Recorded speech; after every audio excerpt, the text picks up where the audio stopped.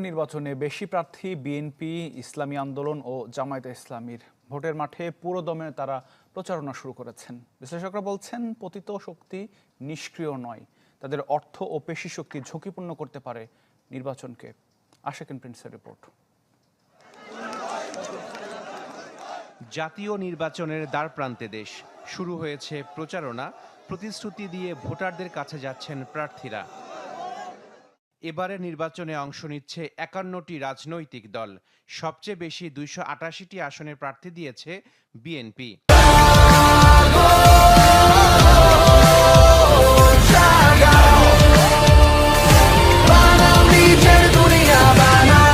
এরপর আছে ইসলামী আন্দোলন বাংলাদেশ, প্রতিদ্বন্দ্বিতা করছে ২৫৩ আসনে।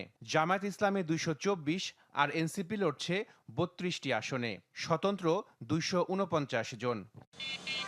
ট্রান্সপারেন্সি ইন্টারন্যাশনাল বাংলাদেশ টিআইবির নির্বাহী পরিচালক বলছেন, নির্বাচন সুষ্ঠু করতে হলে অন্তর্বর্তী সরকারকে নিরপেক্ষ থাকতে হবে। জানান, ছাত্র জনতার অভ্যুত্থানের পরও প্রশাসনে থামেনি দলীয়করণ। আইন প্রয়োগকারী সংস্থা, প্রশাসন, এরা কিন্তু নির্বাচনের অত্যন্ত গুরুত্বপূর্ণ ভূমিকা পালন করে।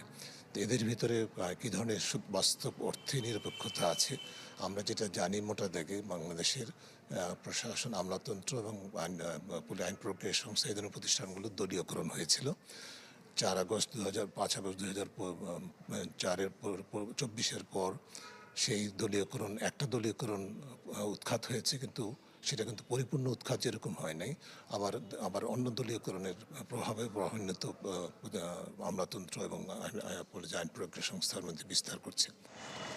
নির্বাচনে আইন শৃঙ্খলা পরিস্থিতি কতখানি নিয়ন্ত্রণে থাকবে আর কতটাই বা নিরপেক্ষ ভূমিকায় দেখা যাবে গণমাধ্যমকে, তা নিয়েও আছে প্রশ্ন। ২০২৪-এর ৫ আগস্টের পরবর্তী যে চিত্র, সেখানে যে যারা পতিত শক্তি, তারা কিন্তু নিষ্ক্রিয় নয়।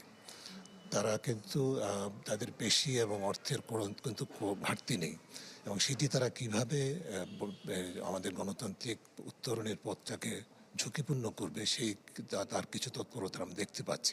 এই বিষয়টাকে কিভাবে প্রতিহত করা যাবে, কিভাবে নিউট্রালাইজ করা যাবে, তাদেরকে কীভাবে নিয়ন্ত্রণে রাখা যাবে, এই বিষয়টা যেরকম গুরুত্বপূর্ণ, একই সাথে এই শক্তি কিন্তু আবার এককভাবে করছে না, এটা দেশের বাইরের শক্তি আছে।